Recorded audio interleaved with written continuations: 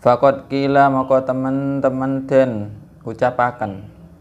Maka teman-teman den ucapaken pengucap arba'atun utawi papat perkara. Arba'atun utawi papat perkara layak nafu. Iku orang ngeremehaken. Ojo ngeremehaken sama orang ngeremehaken sama. Asyarifu sapa wong kang mulya.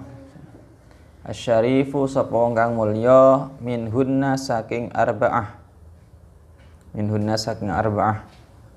Wa in kana lan senajan ana sapa asyarif. Lan senajan ana sapa asyarif amiron iku pemimpin. Amiron iku pemimpin. Qiyamuhu rupane ngadeke asyarif. Rupane ngadeke asyarif min majlisihi saking majlisi asyarif. Saking majlisi asyarif li abihi krana bapake asyarif. Krana bapake asyarif. Wa khidmatuhu lan khidmai asyarif. Lan khidmai asyarif, khidmah itu ngelayani ya. Li alimin maring wong alim. Maring wong alim ya ta'allamu kang belajar sapa asyarif minhu saking alimin. Minhu saking alimin. Wasu'alu lan takon amma saking perkara la ya'lamu kang ora weruh sapa asyarif. La ya'lamu kang ora weruh sapa asyarif.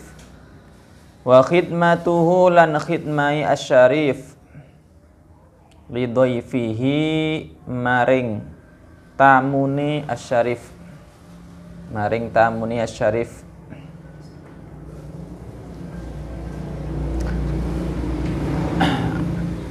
Lah diucapkan ya, ada ulama ahli hikmah yang berkata ada 4 perkara yang mana orang mulia pun tidak boleh meremehkan dari 4 perkara itu. Meskipun orang mulia tersebut adalah seorang pemimpin, seorang raja, seorang presiden, seorang gubernur, tetap tidak boleh meremehkan yang 4 perkara ini. Apa saja? Yang pertama qiyamuhu min majlis abihi, yaitu berdiri saat ada di majlis dan ketika ada bapaknya atau orang tuanya datang. Orang tuanya, bapaknya datang, berdiri. Meskipun dia orang mulia, meskipun dia kiai, dia ulama, atau dia pemimpin, atau dia gubernur, atau dia presiden, tetap harus berdiri. Sebagai hormat, memuliakan, ta'zim, memuliakan kepada orang tua. Baik di majelis itu, ngisi ceramah semisal, ada orang tuanya datang. Semisal tetap berdiri menghormati orang tua. Jadi gak boleh meremehkan meskipun seorang kiai, meskipun seorang ulama, karena orang tuanya jauh lebih mulia. Itu tetap harus berdiri untuk memuliakan orang tua. Ini kalau bukan orang tua, bukan guru, orang lain semisal, meskipun gak berdiri gak apa-apa. Orang tua atau guru yang datang ya harus berdiri. Yang kedua khidmatu li alimin yata'allamu minhu, yaitu khidmah atau melayani orang alim yang dia belajar sama orang alim itu. Intinya guru lah maksudnya. Melayani atau khidmah kepada guru. Ini juga tidak boleh ditinggalkan, tidak boleh diremehkan. Ini nomor 2 dari 4 perkara itu. Jadi kalau sudah punya guru atau sebagai murid, memang tidak boleh meremehkan yang namanya khidmah kepada guru, melayani guru, membantu gurunya dalam segi apa saja. Ya nggak harus membantu dalam segi apa sesuatu yang nggak mampu dia lakukan, enggak. Banyak macamnya khidmah itu ya. Nah, termasuk juga membantu guru Seperti apa namanya, Pondok Sidogiri. Pondok Sidogiri kan punya apa namanya istilahnya itu, market, punya toko basmalah. Dan ketika kita belanja ke toko basmalah, niat kita ini belanja sambil membantu Pondok Pesantren Sidogiri, karena keuangan masuk kepada Pondok Pesantren Sidogiri basmalah itu. Jadi membeli milik guru atau membeli milik pesantren, ini termasuk juga hikmah. Ya, kalau kita membeli barang-barang yang dijual gurunya, itu termasuk hikmah. Membelinya saja itu membeli, ya termasuk membantu, ya, nyapu dan yang lain-lainnya. Ini juga jangan sampai diremehkan bagi seorang murid. Bisa khidmah kepada guru dalam segi apapun. Usahakan sempat khidmah tiap hari, setiap kali belajar itu. Karena banyak macamnya khidmah itu. Menyiapkan bangku, menyiapkan yang mau diajikan. Ini juga khidmah. Disapu dulu majelisnya, kelasnya, biar tenang ketika belajarnya. Biar gurunya tenang juga, karena sudah bersih, sudah rapi. Ini juga khidmah, niatkan khidmah kepada guru. Itu juga melayani guru. Ini jangan diremehkan. Yang ketiga apa? Yang juga jangan diremehkan. Wasu'alu amma ya'lamu. Yaitu bertanya tentang apa yang tidak dia diketahui. Kalau nggak tahu ya tanya. Ini jangan diremehkan. Kalau ada orang alim, kita berguru, ada yang lebih alim, kita bertanya kalau nggak tahu. Yang keempat, khidmatu lidhaifi, yaitu melayani tamu. Ini juga jangan diremehkan. Meskipun tamunya itu semisal ya muridnya sendiri, kalian sebagai guru semisal, ternyata tamunya muridnya sendiri, ya dilayani juga tamunya itu, dimuliakan. Karena dia sebagai tamu, bukan sebagai murid saat itu misalnya. Jadi dimuliakan, ya disuguhi apa yang dia punya, apa yang kalian punya ya. Itu juga jangan diremehkan, memuliakan tamu. Itu 4 perkara yang tidak boleh diremehkan meskipun oleh orang yang mulia.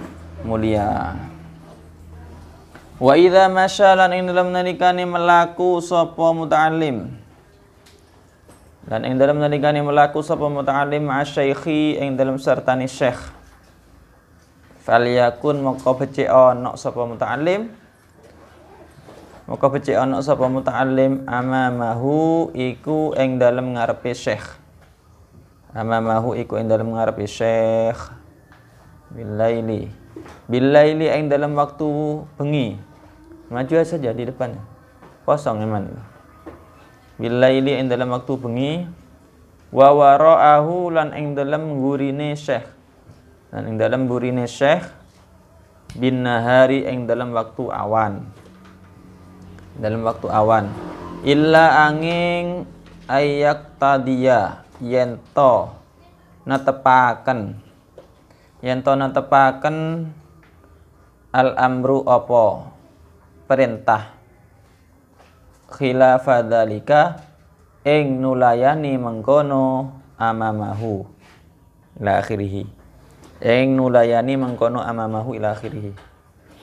Li zahmatin krana desekan awairiha utawa liyane zahmatin.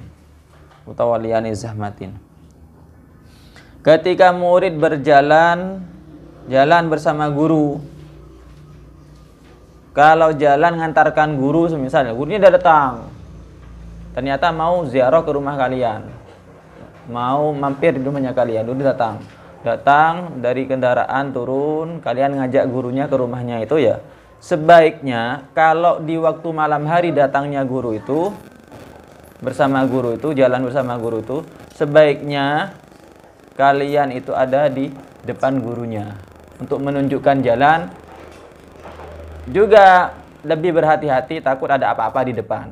Itu kalau di malam hari. Lebih baik jadi penunjuk gurunya di depannya guru, sebagai penunjuk gurunya. Itu kalau di malam beda kalau di siang hari. Kalau di siang hari maka sebaiknya ada di belakang gurunya. Gurunya yang disuruh di depan. Jalan dulu di depan. Jadi muridnya di belakang kalau di siang hari. Ini bedanya. Kalau di malam hari, muridnya yang di depan dulu. Takut ada apa-apa di depan. Biar wes, takut ada apa-apa di depan, nanti biar saya saja yang kena. Daripada guru saya yang kena. Misalnya seperti itu.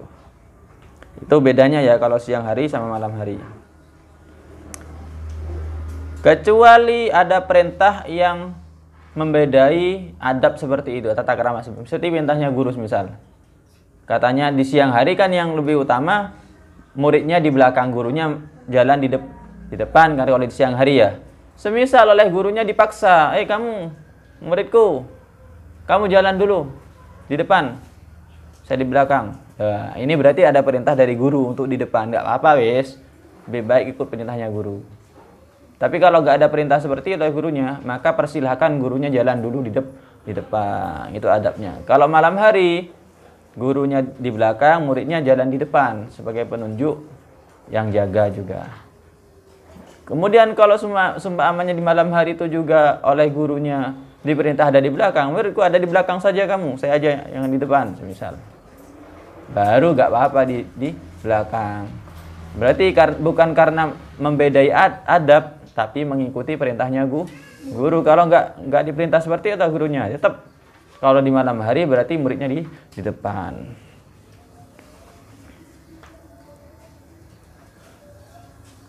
Wa yataqaddamu lan maju sapa muta'allim. Lan maju sapa muta'allim alaihi ngatas syekh fil mawatini ing dalam pira-pira panggonan. Ing dalam pira-pira panggonan al majhulatil hali kang kinaweruan tingkai, biwahlin krana bletok au khaudin utawa jegur.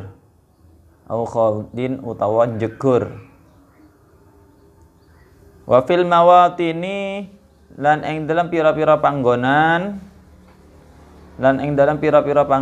al khatarati kang ngewatiraken,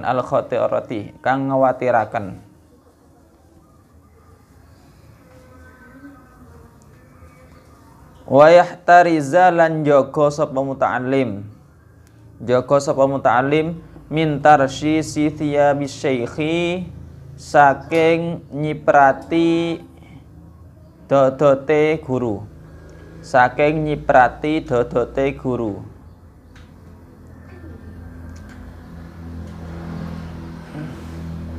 Ini kalau ada permasalahan, semisal murid bersama gurunya jalan,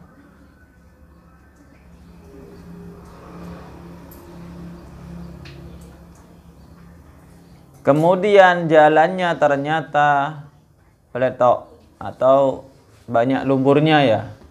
Jalannya itu habis hujan mungkin banyak lumpurnya.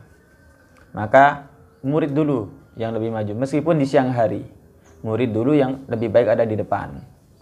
Takut ada apa-apa karena jalannya nggak enak. Rusak jalannya, peletok atau banyak lumpurnya. Atau jalannya harus melewati sungai, jegur dulu di sungai. Maka lebih baik juga muridnya yang ada di depan. Takut ada apa-apa di sungai. Takut ada buaya. Ya biar muridnya dulu yang dimakan buaya daripada gurunya. Ya, itu memang adabnya. Ya, seperti itu juga memuliakan seorang murid. Kalau bisa menjaga gurunya seperti itu.